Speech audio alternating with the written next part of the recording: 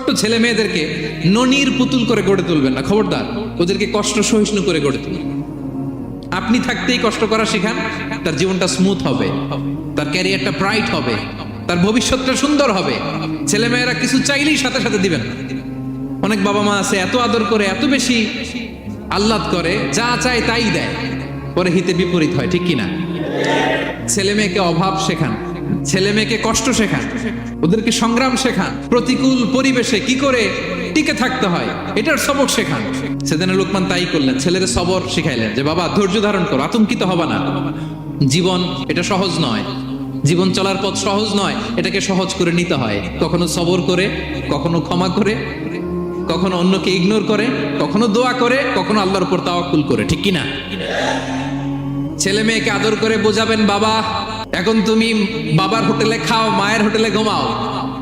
সারা জীবন এমন চলবে না, দুনিয়াটা বড্ড কঠিন, এখানে কেউ কাউরে জায়গা করে দেয় না, নিজের জায়গা নিজেরই করে নিতে হয়, ঠিক কিনা?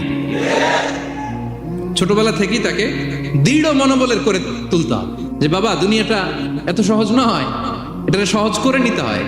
This is the life hacks. এই লাইফ হ্যাক গুলো আপনি শেখাবেন, লাইফ লেসন গুলো শেখাবেন।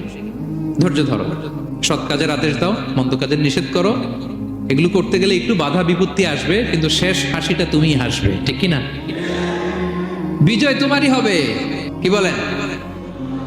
সময়ই কথা বলে, সময়ই কথা বলে। বিপদে ধৈর্য ধরো। বিশ্বনবী আল্লাহ বললেন, ওসবির আলা মা ইয়াকুলুনা ওয়াহজুরহুম হাজরান জামিলা। নবী হে, বিপদে ধৈর্য হারা হবেন না।